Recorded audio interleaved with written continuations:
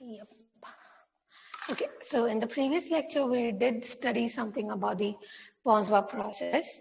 And what we saw was that, let us say, if we have some counting process, which I'm denoting as NT, which just measures the number of events that are happening.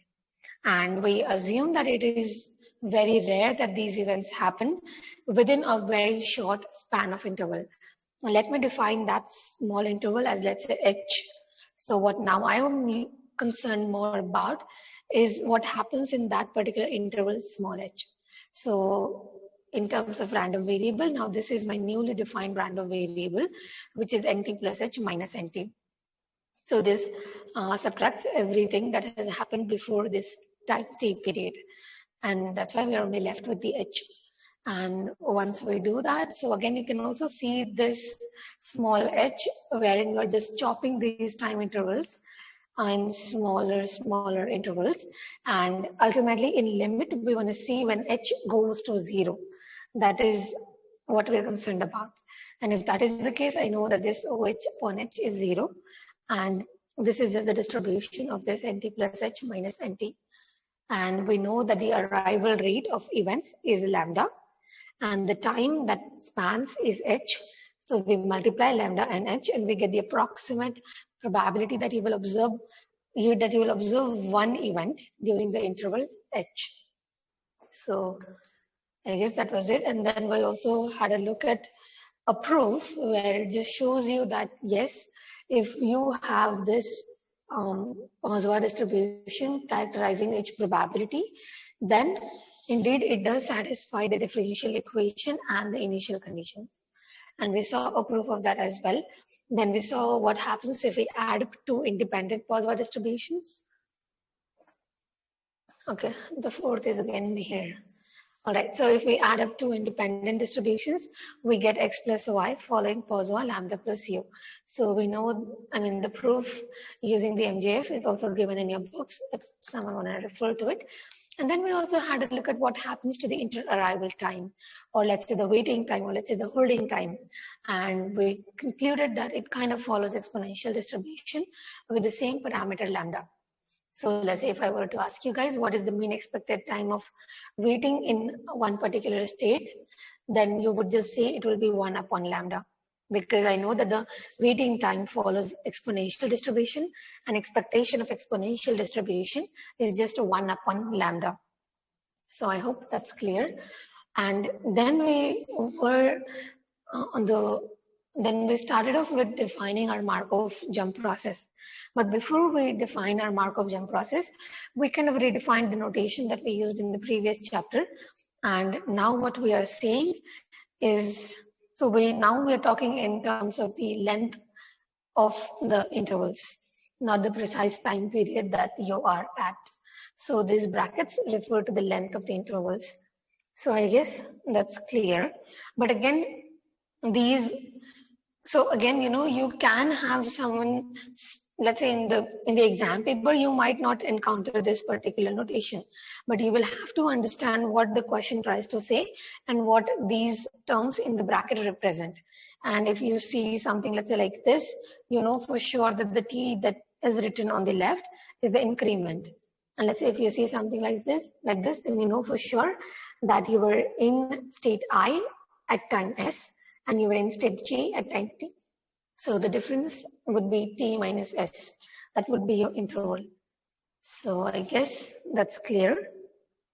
And now okay, we also derived, So we try to see how do we characterize our probabilities.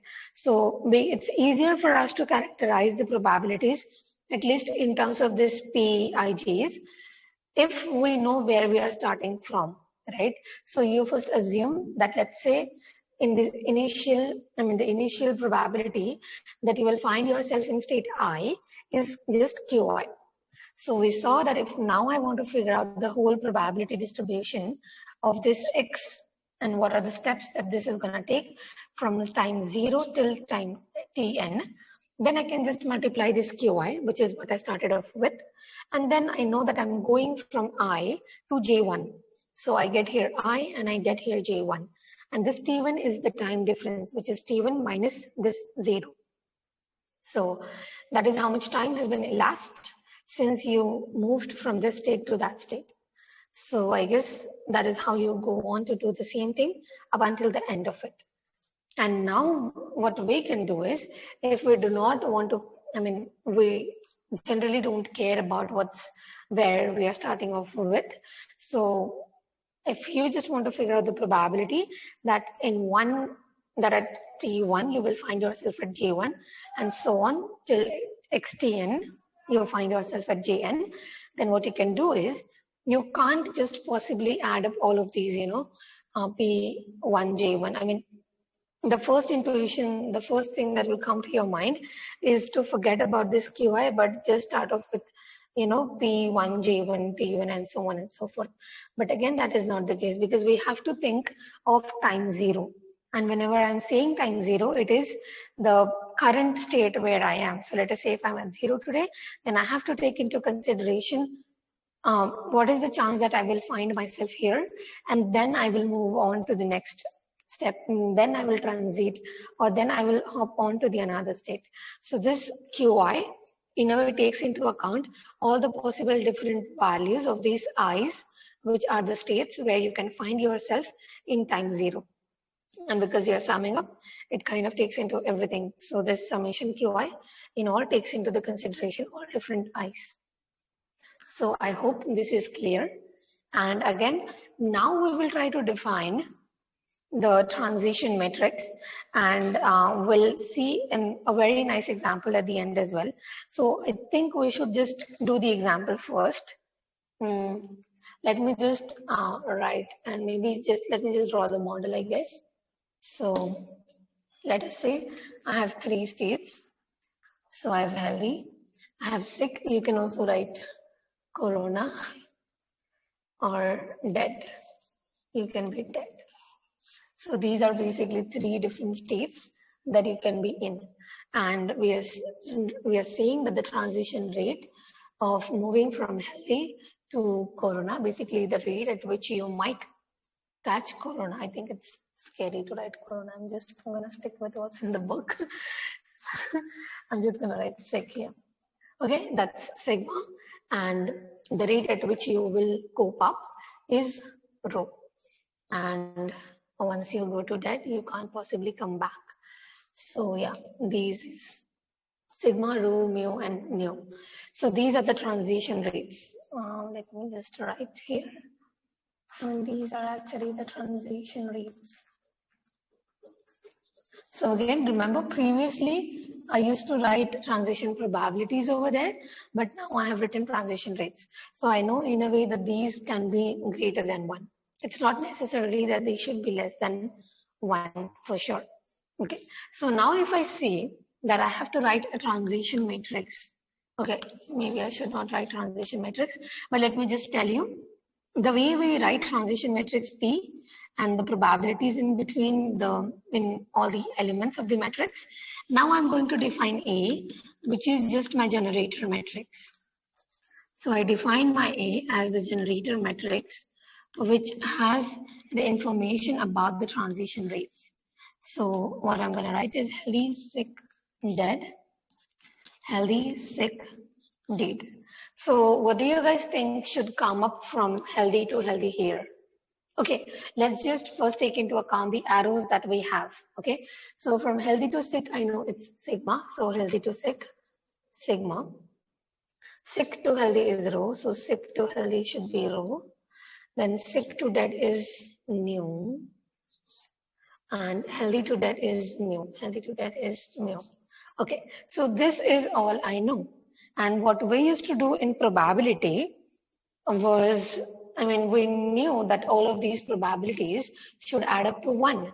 And that is why if we knew these 2, we would easily know this one. And then we would easily know this one as well, right? And we know we can never go from dead to healthy. We can never go from dead to sick. So ideally, if we were writing the transition matrix in this particular case, here I would write 1. But now this is not what I'm writing, right? Generator matrix has transition rates. not the transition probabilities. So now is the question of how do you determine this, this, and this particular blank? And that is what we are going to look at now. Basically the way and the method which will allow you to figure this out. So is there any general rule that this sum of rows should satisfy? And we'll see if that's the case. So let us try to do that now, I would say.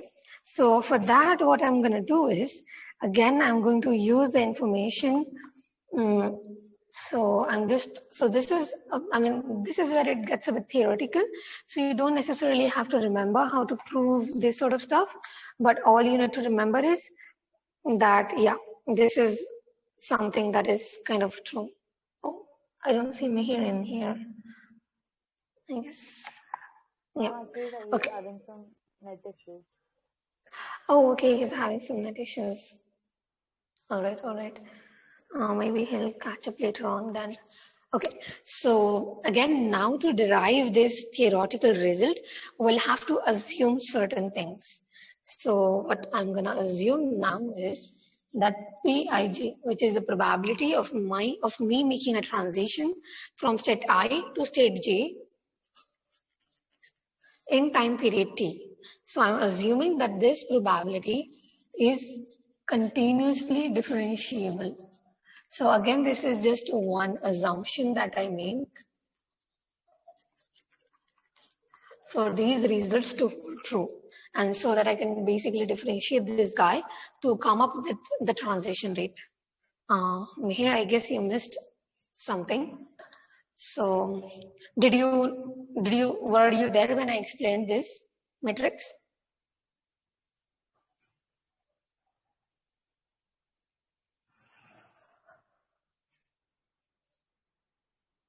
Can you hear me?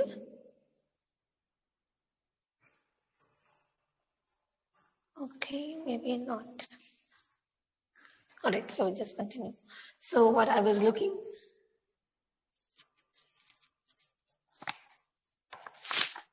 Here, can you hear me?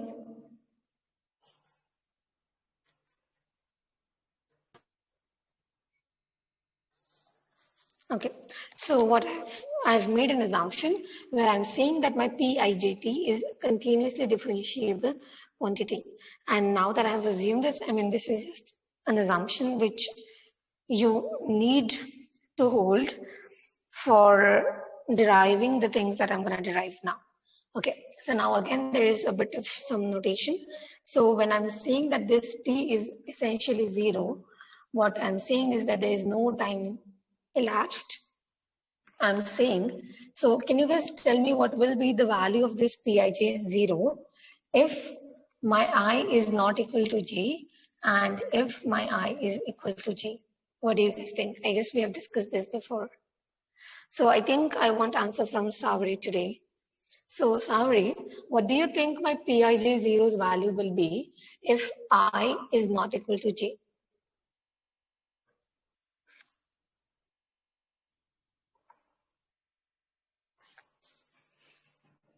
So this is basically saying, can you tell me first of all, what does this mean in terms of words? Pij in bracket 0. What does this mean in words? This means from going state I to j in time 0. So I think if I and j is 1, it will be 1. And for I not equal to j, it will be 0. Exactly right. And this is indeed correct. So this is what we have. And again, what I'm going to do is I can leave this thing as it is, but you should also know that there is some another quantity, which is, let's say, some delta ij, which is specifically reserved for when you have t as 0. And this is known as the chronic risk delta. And this is kind of used in real analysis. And you again, yes, Mihir. Can you explain this part again, please? I'm sorry, I lost my connection. Yeah, all right. I was trying to connect with you earlier, but yeah, don't worry. So delta, let me just write this. Okay, so were you there when I explained this matrix? No, ma'am, but I can understand this. Like it was only healthy sick model, right? Yeah. Okay. So there is one thing that you need to know is that now you can't possibly determine these missing values, right? Because these rates can exceed 1, and we know that this row is no longer bounded by adding up to 1. So now we'll have to figure out some another relationship that exists and which we can possibly exploit to figure this out. So that is what we are trying to do now. And what I've done is, because this is a theoretical setting where we are going to derive some particular relationship, I have to assume that my PIJs are continuous and differentiable so as to move forward with writing these PIJs in terms of the transition rates. And here I have just defined that my Pij when my time elapsed is just 0. Basically, I'm in that particular moment where I started off. So I know that only if my I is equal to j, this probability is going to be 1. And for all the other states where you do not start from, there is no way you can transit in 0 time elapsing. So that's just 0 right here. And in real analysis terms, this is known as Kronecker delta, wherein you always have t as 0. So I've just defined this Kronecker delta here, which is delta ij here. And now what I'm going to do is, because I can differentiate, what do I know? So I know that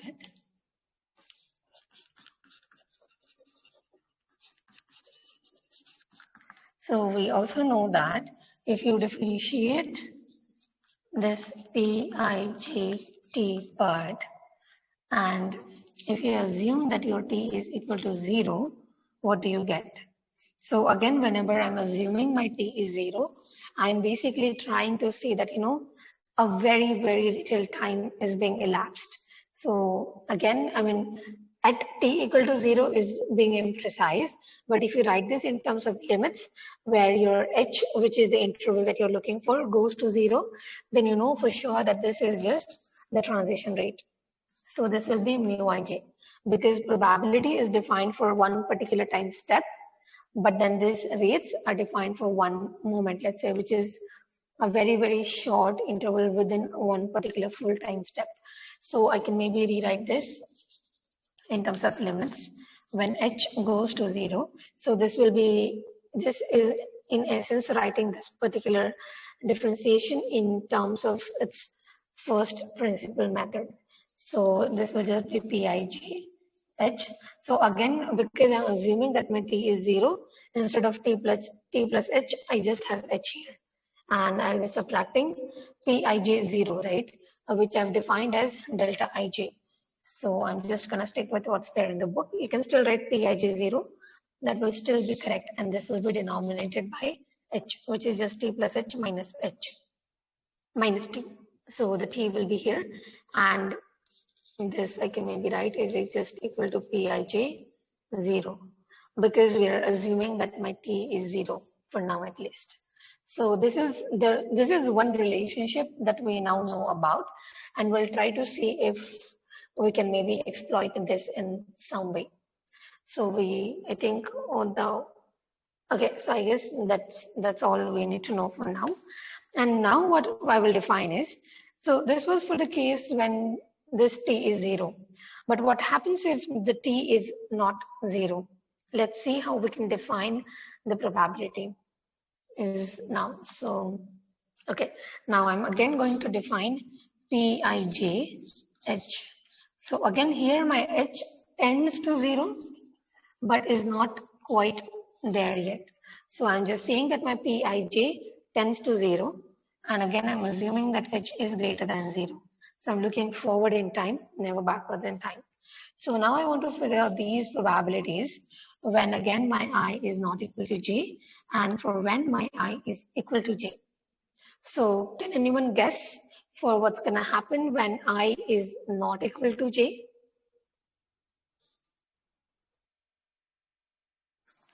So this is kind of saying that the probability that you transit from state I to state j in h span of time.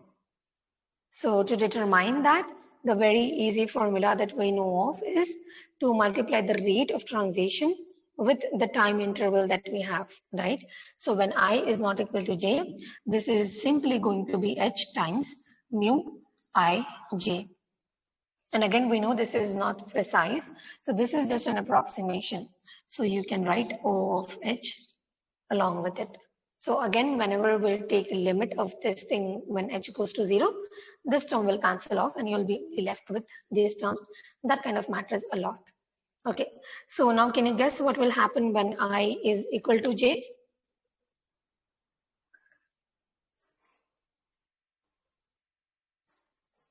Would anyone want to guess this?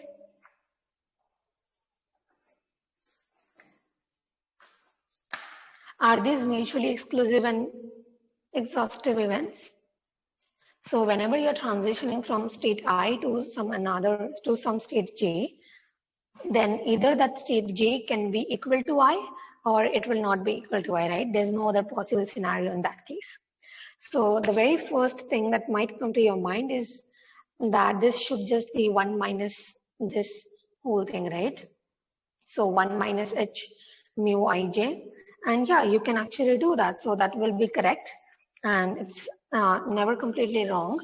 But again, I mean, so it is not completely wrong, but it is wrong if you write that. And let me check if you guys can think of why would that be wrong. So if I write this thing as, let's say, 1 minus h times mu.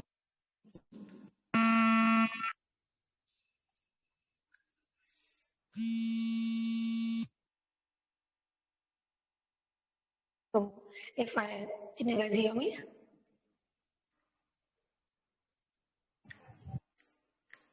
Yeah. So if I write this thing, what do you guys think is wrong in here?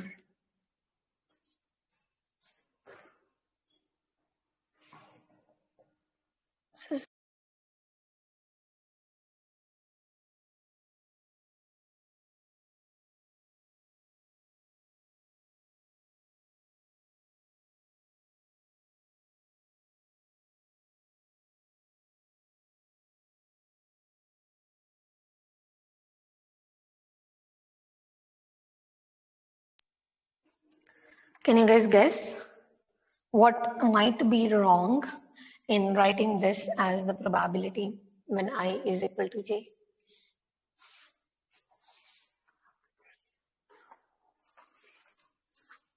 Think. I think this is very important.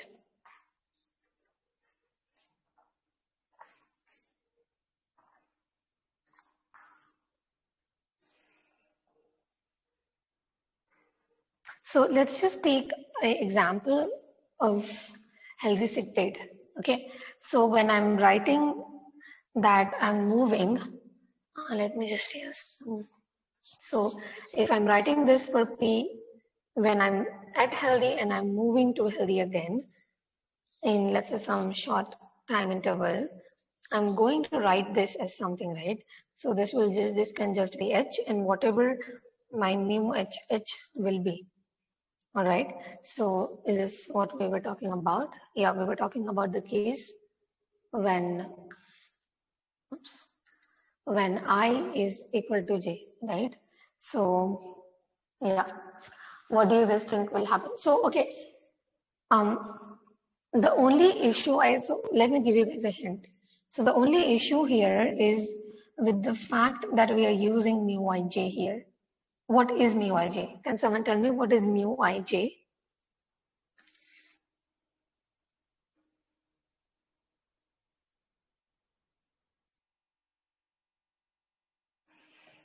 It's the transition rate for state I to J, right? Yeah, exactly right.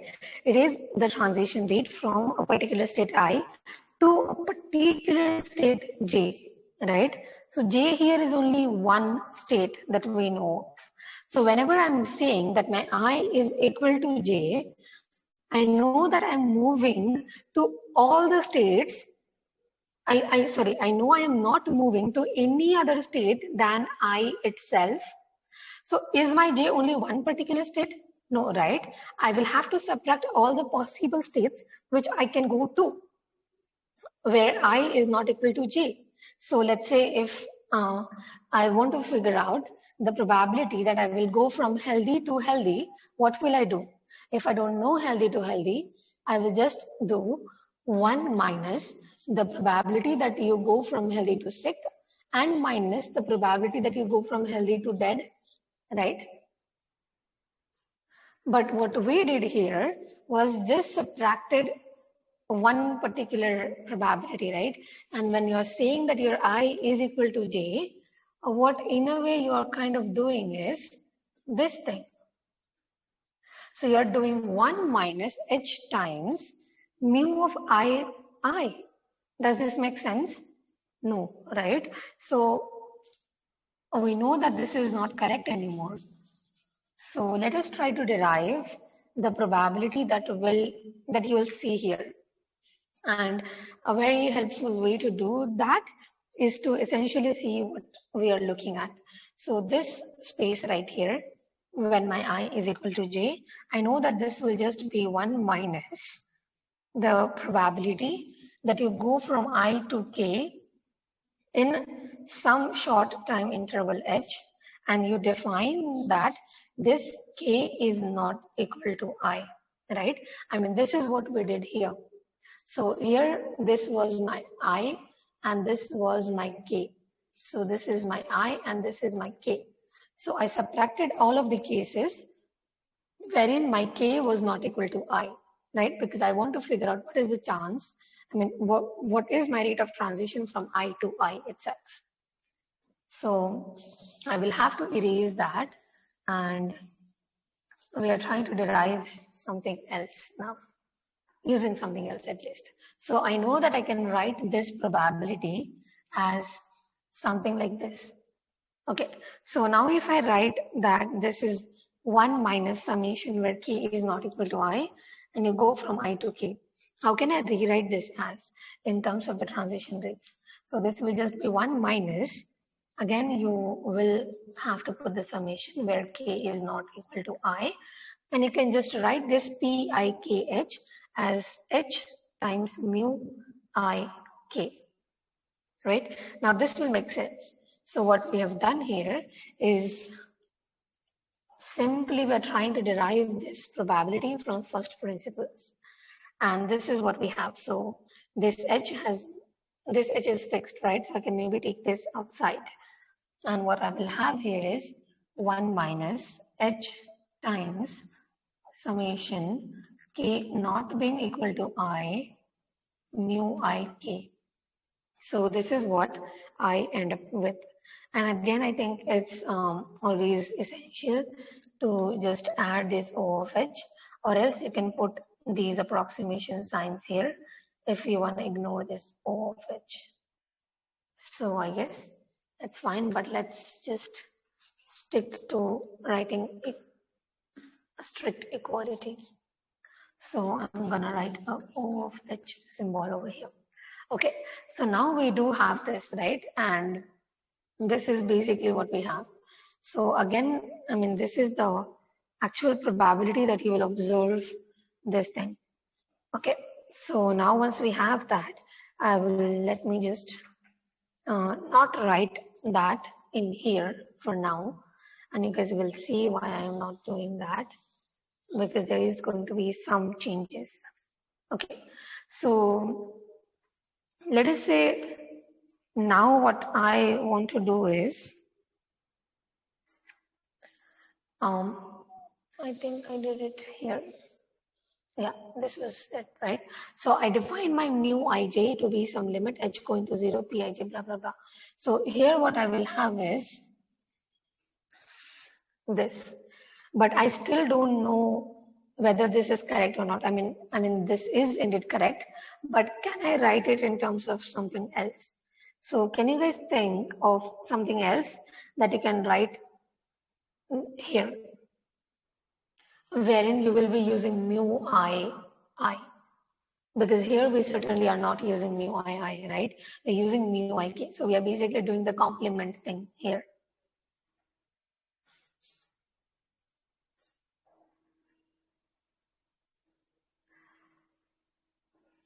So, okay, to do that, let's just derive something else. So this is again a bit theoretical, but again, just trust me with it. So let's say if I want to write mu I. So what now I want to do is I aim to write this probability in terms of the transition rate of I to I. So the self transition rate. But what I know is that I can write this blank space here as this. So I have this I and k, but I don't know how to write this at least in terms of mu I. So we'll try to derive some another relationship that can kind of make this possible. So mu I, so here I'm going to use the fact that we have derived the similar thing here, but instead of j, I'm just going to write I here.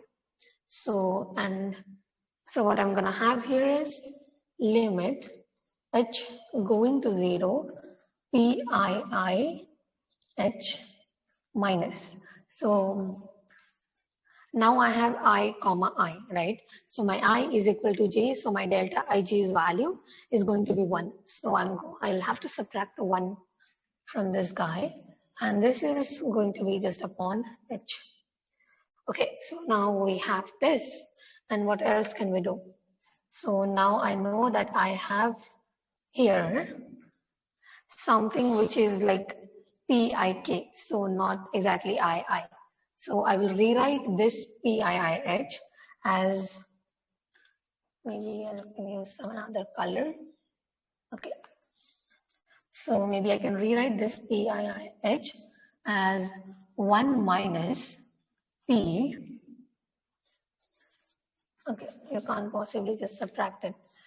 So 1 minus Pi to j h over all the possible j's which are not equal to I.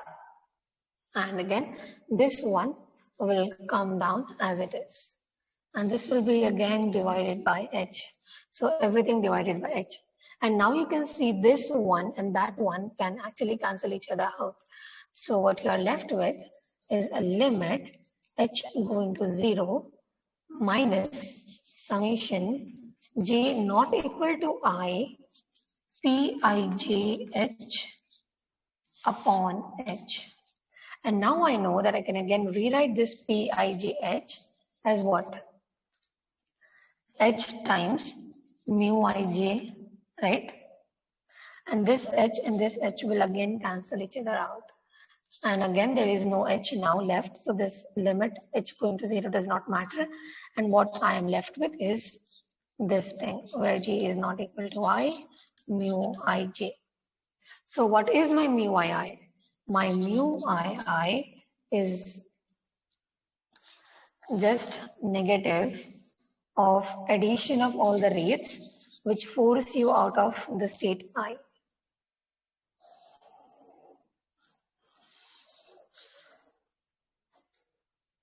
So now that I know this relationship, what I'm going to do is I'm going to use that fact to write this thing here.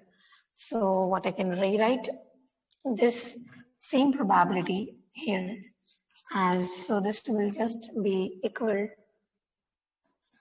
So this is just going to be equal to 1. So I know that minus of summation of mu I k, where k is not equal to I, is what? Is just, so this will be plus h mu I, right? Plus O of h. Does this make sense? So what I have used is, I've used the fact that minus of summation mu ij, where j is not equal to I, is nothing but mu ii. And that is what I've used here to rewrite this minus times summation of mu ik, where k is not equal to I, as mu ii. That doesn't look like I, so yeah. So you have here mu ii, and that is why whatever you write here is not going to have a minus, but plus h times mu ii and some error term along with it. And this result is very important as well.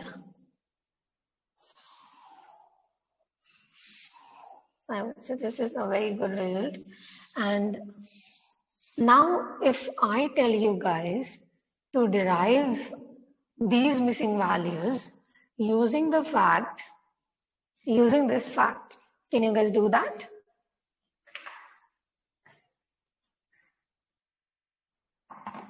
So what does this tell you about the addition of the rows of a generator matrix?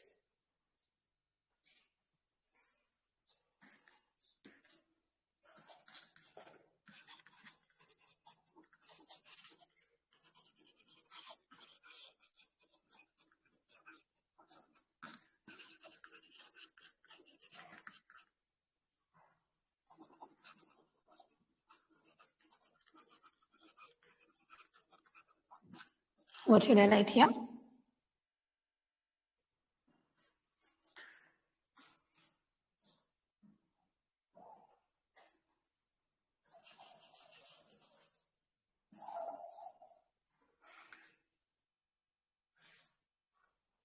Anyone?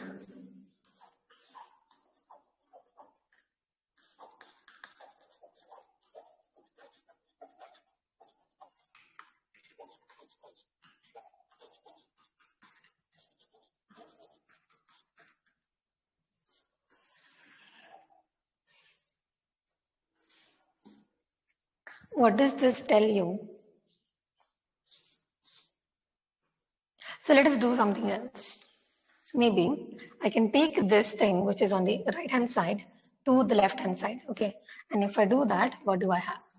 I have mu I plus summation where j is not equal to I, mu I j being equal to 0. All right. And let us say, I mean, we know for sure that these i's and these j's represent the states of any model that we're looking at. So let us try to write this for the healthy, sick, dead model. And what will I have? Let us say my I is H. So let's say that my I is H. What will I have here? Mu H plus. Now for all the times when I am not in state H, so I will have mu H. So remember my I is still H, but my J cannot be H anymore. So it can either be sick or it can be dead, and this adds up to 0. And what are these three numbers? These three numbers are nothing but what we have here in the very first rows of the generator matrix. So here we have mu HH, here we have mu HS, here we have mu HB. Similarly, here you have mu HS, mu SS, mu ST, mu DH, mu DS, mu DD, right? And this mu here represents the general transition rate, okay, not this mu, not this mu. So now can you guys tell me, what do you think the rows of a generator matrix add up to?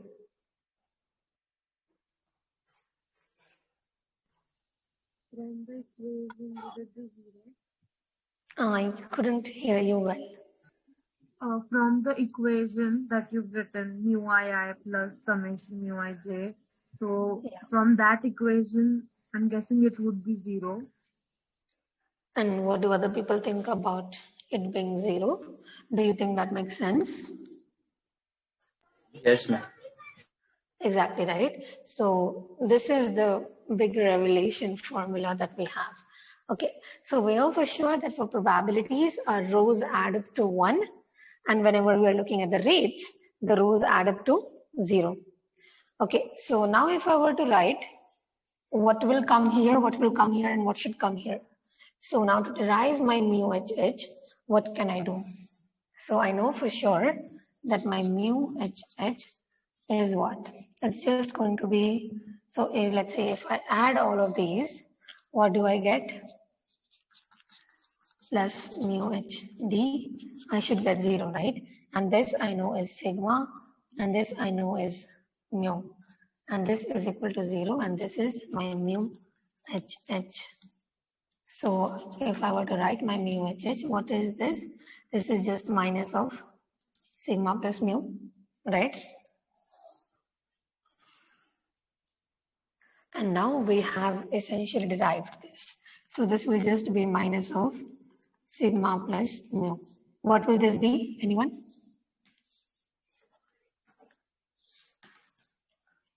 What should this be?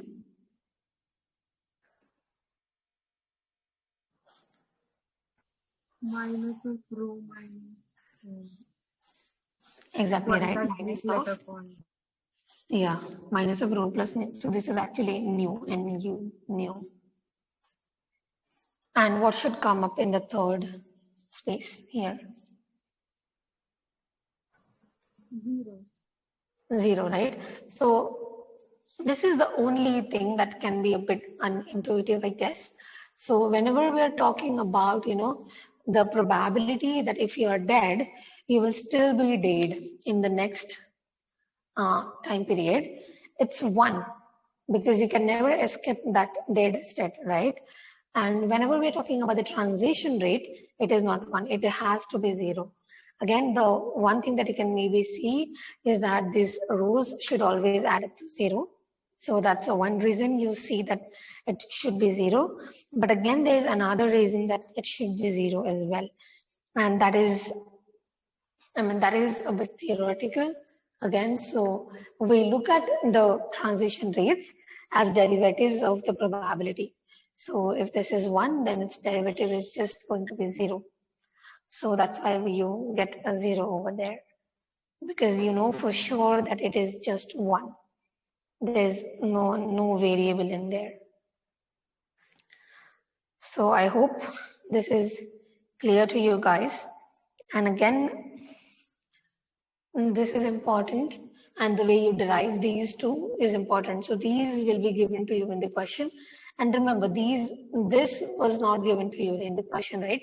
So this was implied, because you can never transition from dead to healthy or from dead to sick. So this had to be 0. And we derived some. Okay, let me just highlight one thing here. Here, for the first time, we are studying about the generator matrix, which is A, and yeah, it has basically the transition rates in it. So I guess this is what we will be working with from today onwards. So this is how you analyze, this is how you get basically the generator matrix with all the transition rates in there. And again, you all do not have to remember this proof, but just try to, so anytime, if you forget what to write here, you can just try to derive a little bit of this here. And you should ideally know that this minus of this is just equal to mu I. Maybe you can do a bit over there as well. So I know that this minus and this whole summation is nothing but my mu I. So if you use that, you get this. So you can maybe just try to remember, not exactly, so you don't have to remember this, but just make sense of this. And this is the derivation for this relationship, which again, you don't have to remember this derivation. And I guess it's going to be much easier to remember this relationship. You don't have to put some extra effort. It's just that when you add up the rows of the probability transition matrix, you get 1. And if you're looking at rates, it's going to add up to 0. So I hope that's clear. Any doubts so far?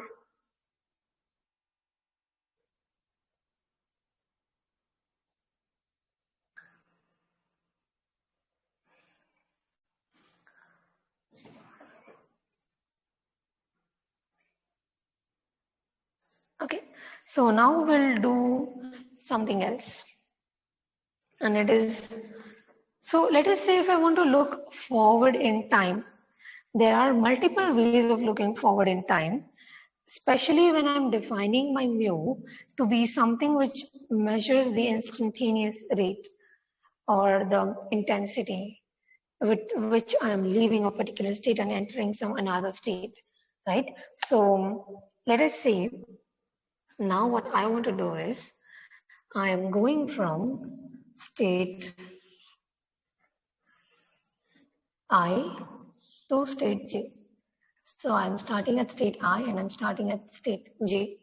And what I am concerned with is Pij T plus H. So remember, T plus H is the total time that I expect to travel when I move from state I to state J. So if I want to denote my T and my H here, I can maybe say that, let's say that this much of time is T and this much of time is H. But ideally, what I should be doing is H cannot be this big, right?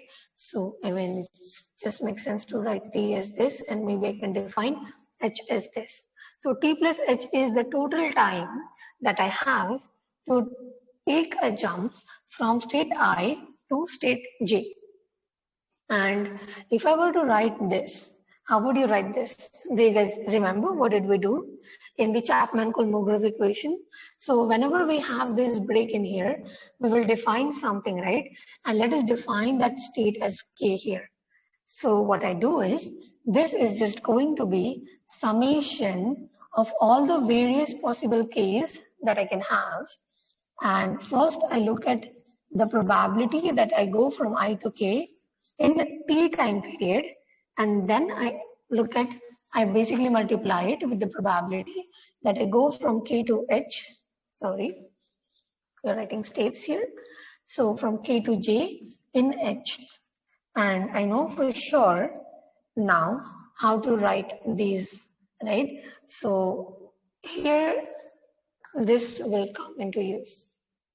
So the thing that we have derived here, Pijh, is what we will use now.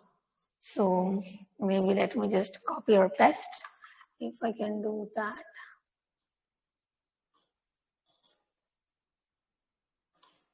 Wait.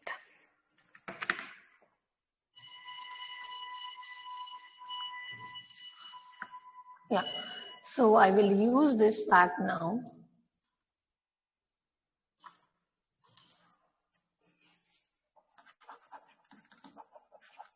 So now using this, so instead of I just have my K here, right?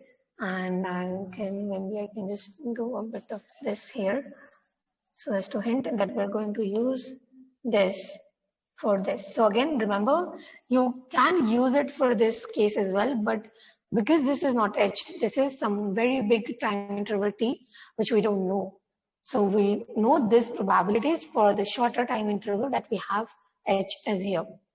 So again, if I try to substitute in these stuff here, what do I get?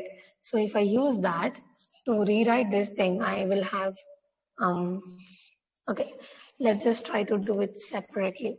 So what can I do? So I have Pijt plus H, and I want to rewrite this thing as using this. So there are two possible different scenarios. My I can be not equal to J, and my I can also be equal to J. So let's just try to substitute in the things first. So I'm going to differentiate this summation for the cases where my K is equal to J and the cases where my K is not equal to J. So let's say my K is not equal to J. So in that case, I will have Pikt, which is as it is. And for cases where K is not equal to J, I have this thing, right? So I'll have H times mu instead of I, it's K and J. And I'm not going to write OH for all the terms, but just write one O of H at the end. Okay, so now this is for the cases where my K is not equal to J. And I'll add up the cases where my K is equal to J. And again, that is not going to be a summation. So it is just one particular case. So what I can write here is just this thing. So this will be 1 plus H times mu K. So that is what you will have. And again, this is for this case. So you will have Pikt. And here instead you can write Pi. And now instead of K, you can write J here, right? Because my K is just equal to J. And do not forget the time here. So let me maybe just say that this is for the times where k is not equal to j, and this is for the times when k is equal to j. Therefore, pikt is just equal to pijt. All right. Now, once we have this, what can we do? Let us see. So maybe I can separate this. And if I do that, I'll have this term as it is, k not equal to j, pi to kt, h mu kj plus pijt plus h times mu kk pijt. Okay, so now I have this, but again, I can do something else to make this even a bit, like to make this a bit more compact. So if I have a closer look, what I see here is exactly what I have here, right? There is a h, yes. There is a mu, yes. And there is a p, yes. But there is some sort of difference. So here I have kj, but here I have kk. Here I have ik, and here I have ij. So as we know that this is the case where k is equal to j. So instead of all the j's, you have written a k here, right? So, sorry, instead of all the k's, you have written a j over here. So what you can do is maybe you can just combine them, right? And then it will be possible for all the values of k, because I know that k can either be equal to j or not equal to j. And these two are mutually exhaustive and exclusive events. So I can just write this in terms of k now. And this is mu kj plus pijt. That's it. This has been taken into account already here. So if you check this, let me maybe just write that k not equal to j plus k equal to j is whole of k, right? And that is why you added this term and you added this term and you got this. Any doubts so far?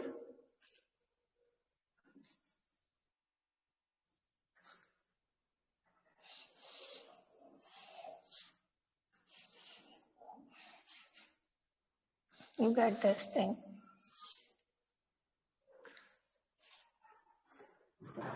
Any doubts? Anyone?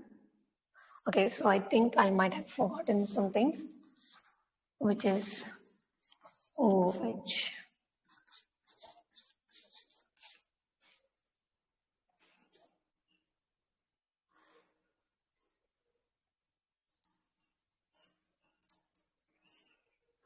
So this is the equation that I now have to work with. But again, we are looking for something some easy relationship between the transition probability and the transition rates. So let's see if I can maybe solve this particular equation. So I'm just going to rewrite this term and this whole term on the next page here. So continuing on the next page, what I'm going to write here is that we have Pij, T plus H that we're looking at, and this was the summation K on all the possible states that you can actually have. And this was PIKT and then times H. So again, I know that my H in a way can come outside of this summation because it is in no ways dependent on this particularly K here. And this was multiplied by mu Kj. Wait, am I making some mistake here? Yeah, we have Pijt here, which I was forgetting. Yeah, so plus Pijt here and O of H, of course. So this is what we have now. And again, I think if you are very much used to looking at differentiation, you can directly see that this minus this upon H will give you something like differentiation, right? So let's do that. So what I'm going to do now is Pij T plus H minus Pij T. And what do I get? Here I'll get summation K belonging to S AIKT mu Kj plus O of H. But now I divide each of these with H. And if I divide everything here with H, this H and that H will cancel each other out. So what I'll be left with is something like this plus O of H divided by H. And now, as you might have already guessed, I'm just going to do limit H going to 0. So here also I have limit H going to 0. And when I have this limit, this will become 0 and this will become what? Can someone tell me what should I write on the left hand side here?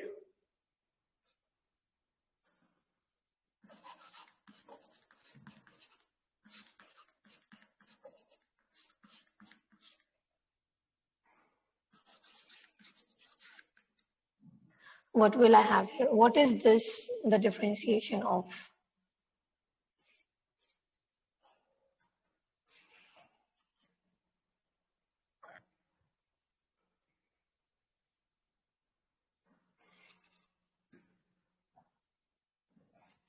Anyone?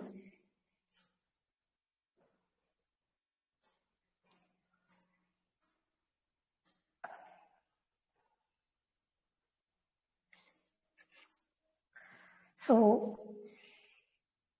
do you guys know the first principles formula of differentiation? Let's say if I have f prime of x. I think we have used this up until now quite a lot, right? So I have f prime of x. How can I rewrite this as? So this is something like differentiation of f of x with respect to x, right? How do I write this?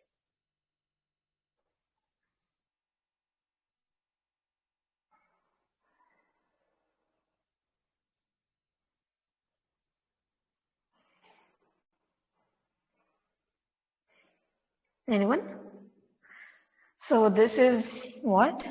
I write this as my limit when my h goes to 0 and I look at f of x plus h minus f of x upon h, right? So if you can't remember this formula, just think of differentiation as, let's say, the slope of this particular thing.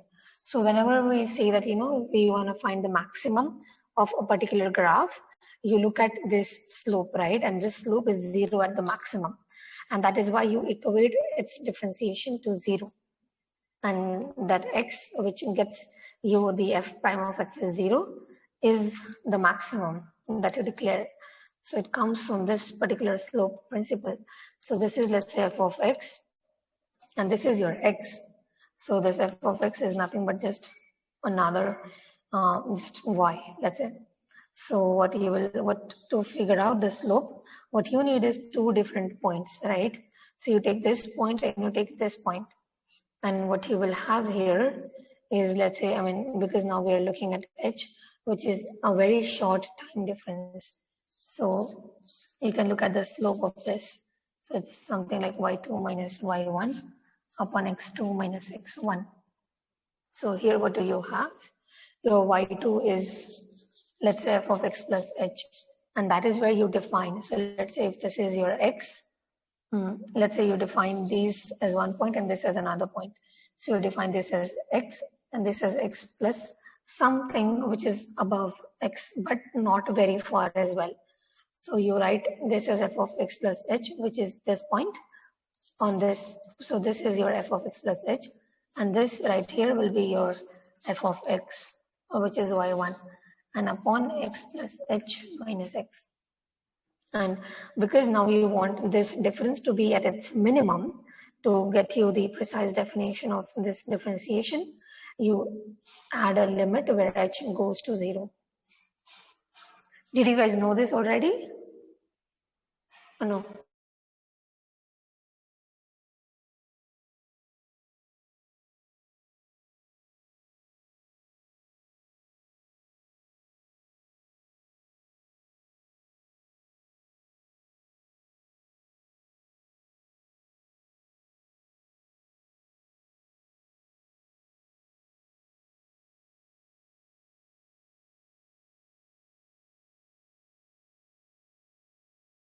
Ma'am, you are on mute. Was I on mute the whole time I explained this thing? No, we heard your differentiation, Derek. Okay. I went on mute right now, right? Yes, ma'am. Oh, okay. Thank you very much. I thought that was all for nothing. Okay. So now tell me, what should I write here? What am I differentiating? So try to see the connection between this and what you have here. PIJT. So I'm differentiating PIJT with respect to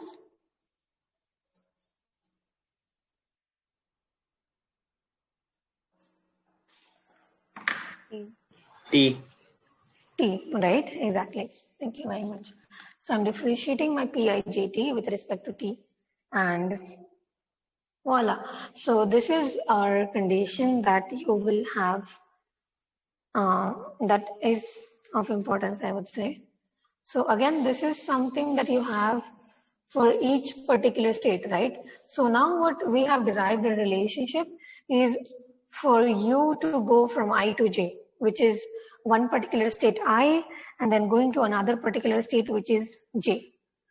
But you can also write this in matrix terms. So I can write this similar thing that we have derived in matrix terms for each of these. So what will that be? That will just be the P of T, which is my whole transition matrix, the probability matrix, with respect to dt. When I differentiate these elements of these matrix with respect to T, I get my P of T times, so instead of mu kj, I'm going to write my generator matrix A. So this way, I mean, this is just the relationship that we have derived in terms of matrix. So again, in terms of matrix, it's kind of hard to see how it comes through, but I guess if you look at this, it does make sense due to the way we multiply matrices and everything else. So again, because here you are multiplying this mu kj with all the different possible values of k that you can have, right? And in matrix, you multiply this with this. So I guess it's kind of taking into consideration all the different possibilities of k that you can ever have with one particular state I, which is where you are starting off from. So this is one relationship that we have just derived. So let us try to see how do we use this to derive the probabilities of going from healthy to healthy or healthy to sick or healthy to dead or something like that. So I guess what we can do is maybe I can just draw the whole model again here. So let me just draw. We have healthy, we have sick, we have dead. This was sigma. What was this? Rho. This was mu. And this was mu. All right. So this is the model that we have. And now, if we were to write, so okay, so now what you will have to do is, you will have to write this particular differential equation. So this is a differential equation.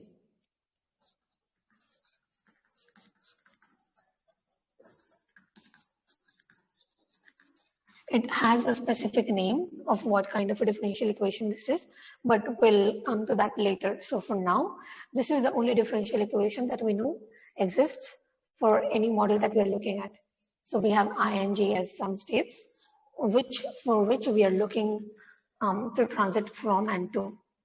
So let us say using that particular formula, if I have to write this thing, so d of PHH upon dt. How can I write this as? Anyone? So again, remember my PIJT, so my I is H and my G is also H. So let me just rewrite this in terms of this first. So you'll have summation K belonging to S. So here, what is my K? My K is basically all the possible states that there are, right? So what I can write here is summation K being equal to either H or S or D. And then what do I have? PIKT. So K will still be K, but what is my I? I know my I is H here. So this will be PHKT times mu. And what do we have over there? Kg. So my J is also derived from this J here. So my J is again going to just be H here. Okay, so now if we were to do that, what will you have? You have probability that you go from H to first, let's say K is H, T times mu HH plus PHS of T mu SH plus PH to D times mu DH. All right, so this is what you will have derived for this particular case. And now by looking at the transition matrix that we drew before, I know the values of mu HH, mu SH and mu DH, right? So this will just be mu HH was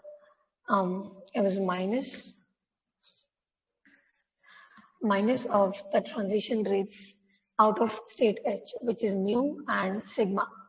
So mu plus sigma. This is my mu HH and this will be times PHHT. Okay. And plus mu SH, S2H is rho, PHST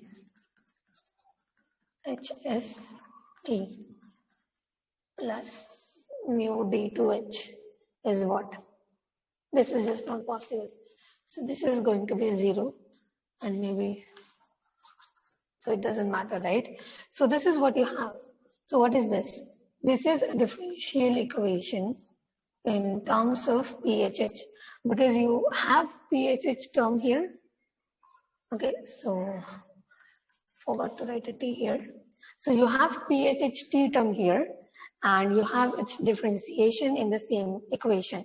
So this is a first order differential equation in terms of PHHT. But again, you can't possibly solve this until you know the value of PHST, right? And how will you know the value of PHST? You might want to write a similar forward differential equation, for PHST.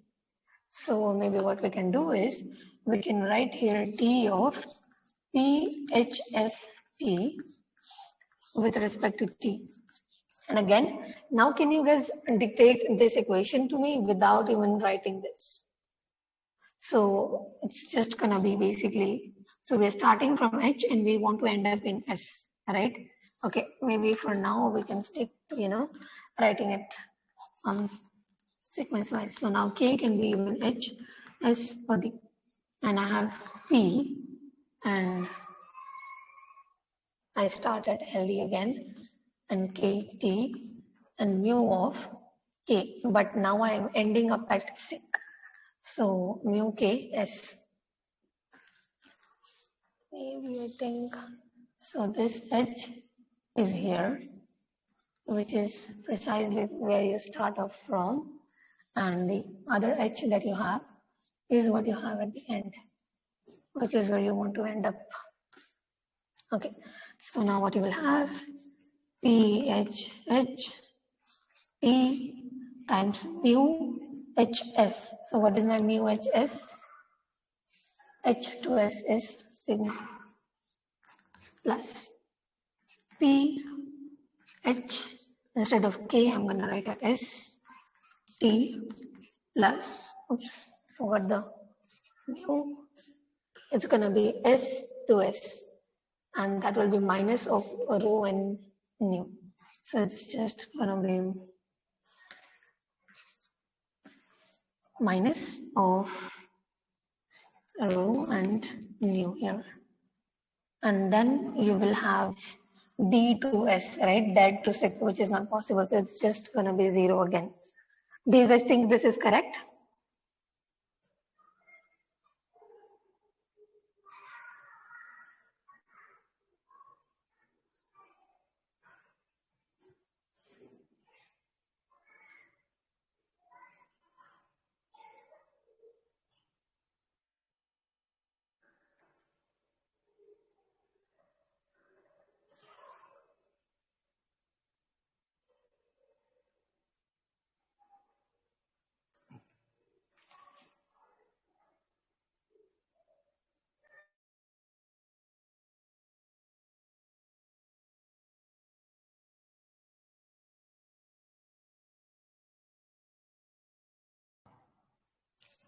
Yes.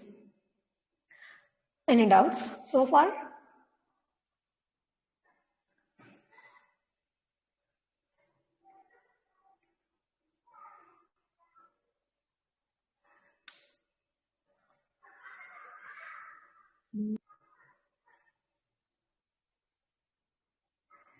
No, ma'am. Okay. Okay, so now what we have seen here, okay, no doubts from everyone. Does anyone have doubts? No, ma'am. Okay, so now we will try to see. So again, if you see, we started off with trying to figure out the solution for PHST, right? So that we could in a way figure out our answer for PHH by solving this differential equation. But when we were trying to solve for this guy, we ended up with another differential equation which has PHH in it. So now we'll have to solve this equation and this equation simultaneously. And how do we do that? Let's just have a look at another example. So for now, let's just look at a model wherein we don't have three states to make things a bit easier at first. Let's just say that there are two states that you can have. So there is one state 0 and there's another state which is 1. So the rate of transition from 0 to 1 is 0.01 and the rate of transition from 1 to 0 is 0.1. So can someone dictate what should be my values of A here? What should I write here? What is the transition rate from 0 to 0?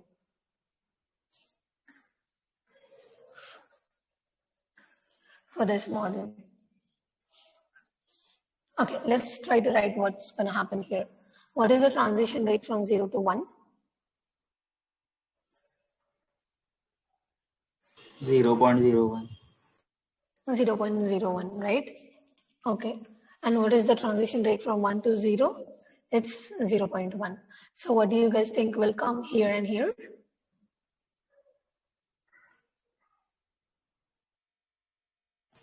Minus 0.01 and minus 0. Exactly right, because we know that our rows should now add up to 1. Okay, so let me just mention that this is another example. All right. Okay, so now we have this.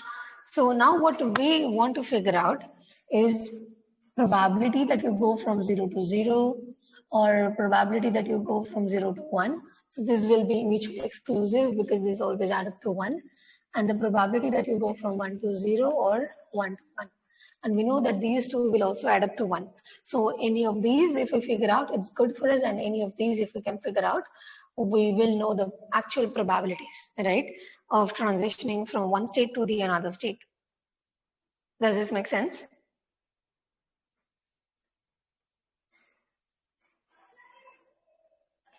So now what we will do is, let us try to write the same differential equation that we had, that we basically wrote here, using this for the cases over here. So now it's your turn to dictate. So what I want to write first, let's say, is d of p 0 to 1 dt. And I should define some time t. So again, now you guys dictate what should I write here.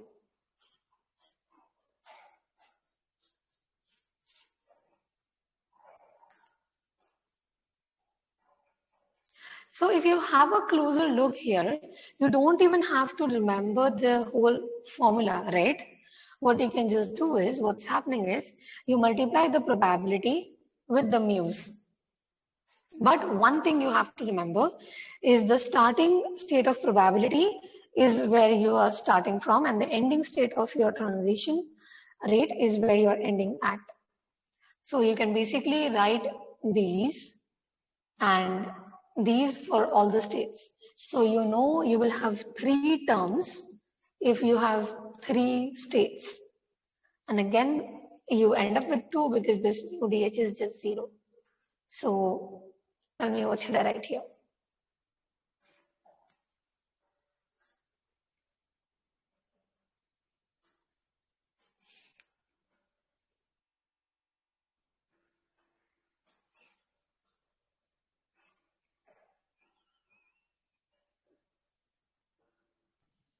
P of 0, 0 t into 0, 1. Into mu 0, 1. So to check 0, 0, 1, 1 works, and 0, 0, these should be same as well, right? Okay. Maybe I can do that. Yeah. So these should be same as well. Okay. Yeah. What next? P of 0, 1 t into mu of 1, 1. Exactly right. So again, we have covered all the possibilities. So to go from 0 to 1, you can either go from 0 to 0 and then go from 0 to 1, or you can go from 0 to 1 and then just stay in 1, right? Within the time interval t that we are looking at. So, okay, now that we have this, again, we know the values of mu 0, 1 and mu 1, 1. So let's just substitute that. 0 to 1 is minus 0.01 P00 T. And here mu11 is minus 0.1 P01 T. Okay, so now we have P01, P01, yes, but we have P00 as well. So we'll try to create another differential equation with P00 in it. And what do you guys think? Should I do that?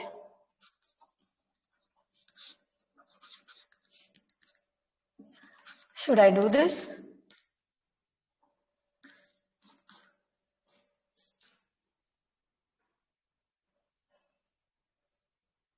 I mean, I don't necessarily need to do this, right? Because Why all... will the first term Okay. be why will the first term be minus? This? Yes.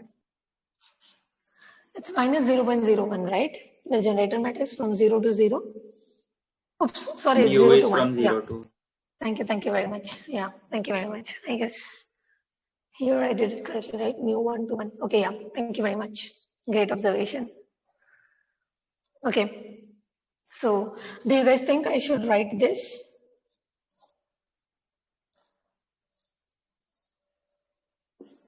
No, right? So instead of deriving what my P00 is, I can easily rewrite my P00 as just 1 minus P01T, right? From what I have written here. So I know that if I am not going to 0, I'm going to 1. And if I'm not going to 1, I'm indeed going to 0 itself in time step t.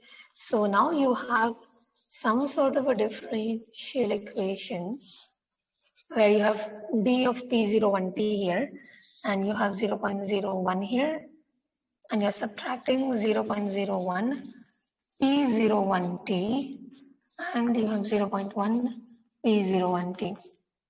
So you can easily rewrite all of this thing as just 0.11 and erase the rest of the term. Does this make sense? And now if you have a closer look at the equation that we have on the board, what is it? It's a differential of differentiation of P01T, some constant, and again P01T. So now, can I solve this? Can I solve for P01?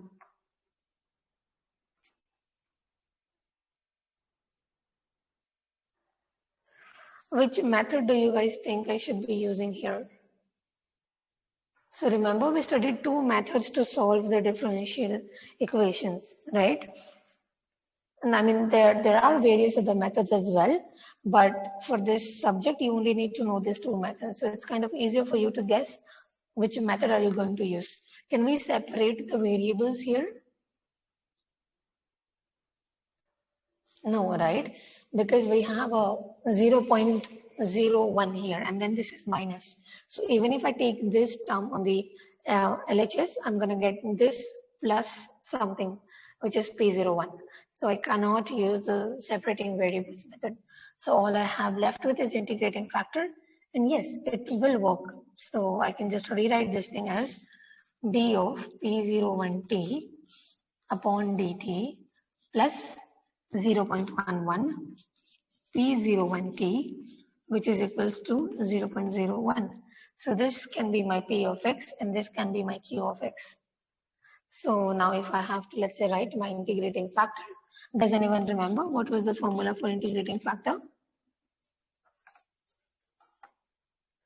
What would be my integrating factor in this case? Anyone?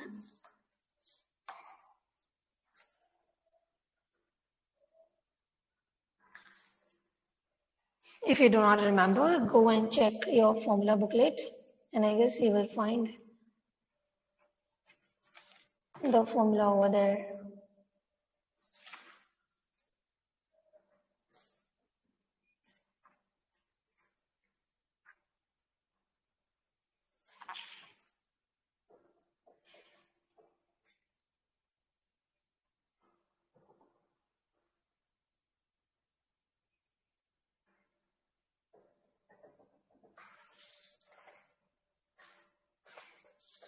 It's e raised to integration of p of x dx.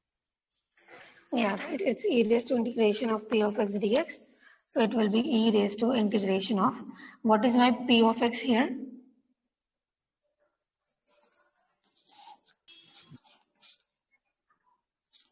I mean, I shouldn't be writing x here because we certainly aren't. So this is just some function and this is some q, right? So it's just 0.11. And again, because we don't have x, we have p as our variable of interest. So I'm just, I should not write dt over there. Rather, I should write ds and let this go from 0 to t. And then if I basically integrate this thing, what will I get? 0.11, 0 to t.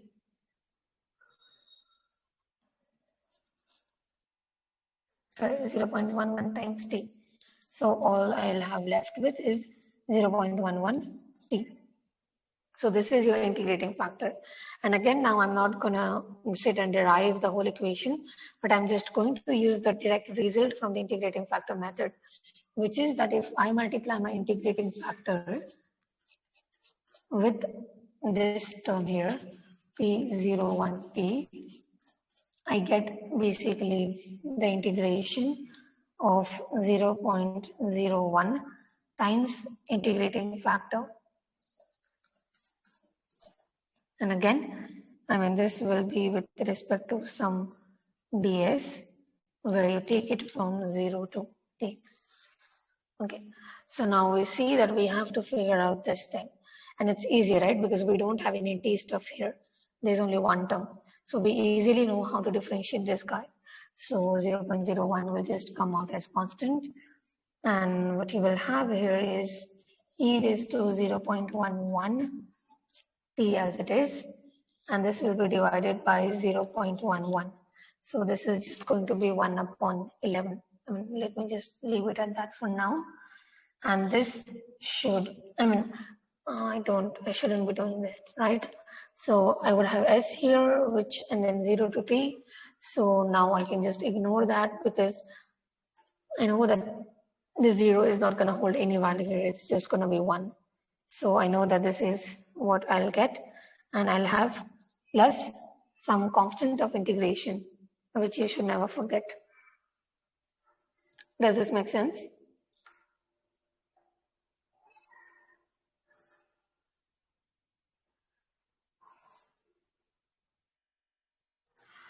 I think maybe I should just derive it. So this will be 1 s, and then you will take this thing from 0 to t. So what you will have is 1 upon, not to forget this, plus c, 1 upon 11 e raised to 0.11 t minus 0 plus c. So at the end you are left with e raised to 0.11 times t plus c. All right. So this is what you have now.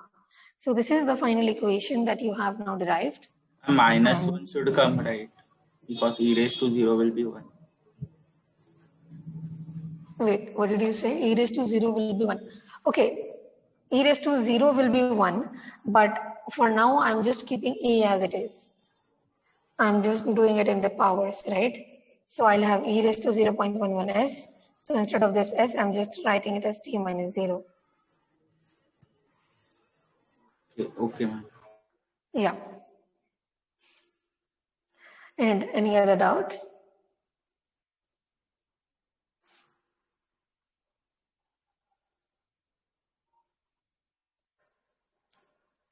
All right. So what do we have now? We have this e raised to 0.11t, p01t. We're closer to figuring out the value of p01t, right? I mean, here we only have p01t and nothing else. But do we know the value of this c? No, we do not. So remember, we used some initial condition to figure out the value of c. So now one thing that you should always remember is whenever you try to figure out the value of c, the initial condition should always include p01 t. So you just, the easiest thing to do is make this t0 and see what happens here. Because p0 to 1 and this 0 is not the same as the state 1, right? So p0 to 1 t, where t is 0, is just going to be 0. So it will be easier if this becomes 0 for you to figure out the value of c. So now what we will do is we will use some initial condition. So again, this was just explanation of how you should see what initial condition you should use. So because we have 0 to 1 in the equation, I'm just gonna write that this is what I assume to be true, which I know for sure is true. So the equation that I derived here, what will this become? So this side will just become 0. So I have 0 here equal to what? Oh, I was moving forward. I have 1 upon 11 e raised to, again, this t is going to be 0. So you will just have 1 upon 11 plus c over there. So you will just have 1 upon 11 plus c. And this will render you the value of c as minus 1 upon 11. And then you substitute this back into the equation. Let's just define it as 1.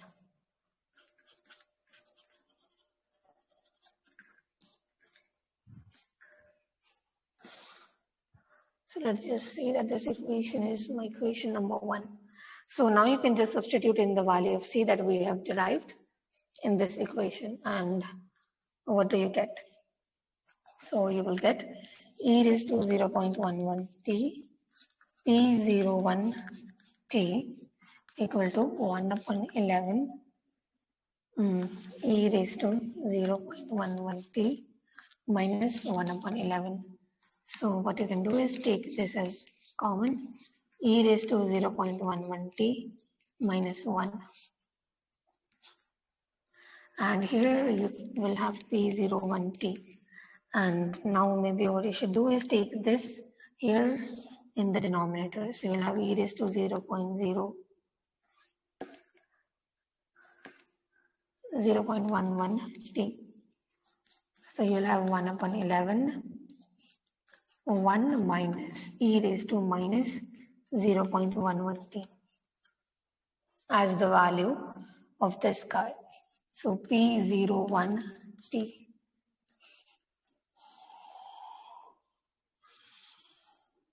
So this is your final solution. So again, so the differential equations that we set up, you see, help us derive the value of p01t, right? And now that we have derived the value of p01t, you can just do 1 minus that to figure out the value of p00. And similarly, you can write the equations for, let's say, p10 or p11 and derive the whole thing to figure out the other probabilities. So again, this will always be in terms of t. So you have to remember that this will always be in terms of t, because here we are defining some time that we don't know. its actual value of. So this is just t. So at the end, you also see a t in here.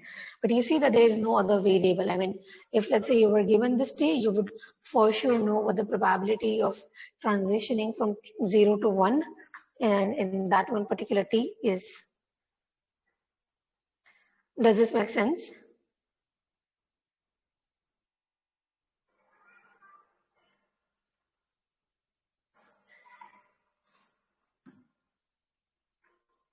I guess that is all that we are going to study today. So these differential equations that we just derived are actually known as forward-looking differential equations. So this is a forward differential equation. So the thing that we have used to derive this particular thing, we have assumed that we do t first and then we do our small h. And the another thing that you can also do is do the small h first and then do the big t step. So that something we will study tomorrow, I guess. Yeah, so that we'll study tomorrow. And again, this was derived by a guy called Kolmogorov. And that is why this, basically these equations.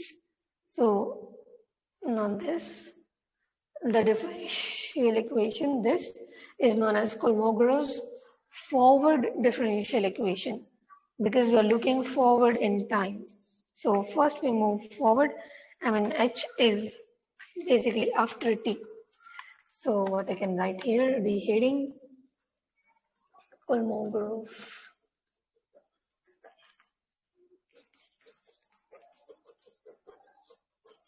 forward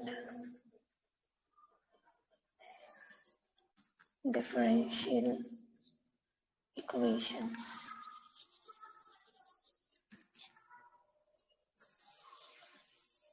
And this is what we have studied today.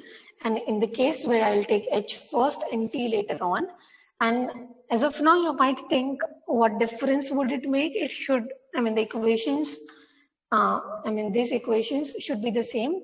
You might think that this mu will just come first and this p will just come afterwards. But if you see this p, I, k, this I is derived from where you start up from. And this kj, the j you have at the end is derived from this guy. So if you take mu first, you will have mu I k and p k j. So that's the only difference.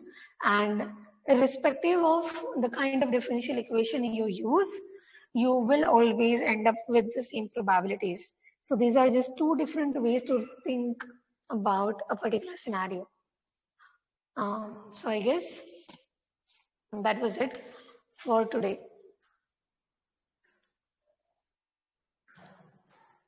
And we looked at this example and we derived the nice probability. So I think, this might seem a bit more tedious process as of now. When you look at it first, I guess it does seem a bit daunting. But trust me, once you try to practice sums, you will never ever have to even remember this formula.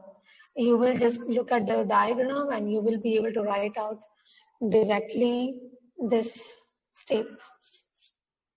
And then we'll just have to substitute in this and then solve the differential equation that you have at hand.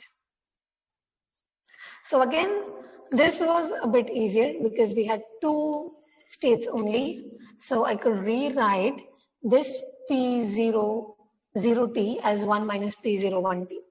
So here there was not much of work involved, and we'll see what happens when we have three states where you can't necessarily write this pH of s as 1 minus something of something. So that also will do. But I guess this was it for today's class. Any doubts? And I guess it's already around 6:30. So we will not start our solving session at 6:30. What time do you guys think you guys will be able to start that session at?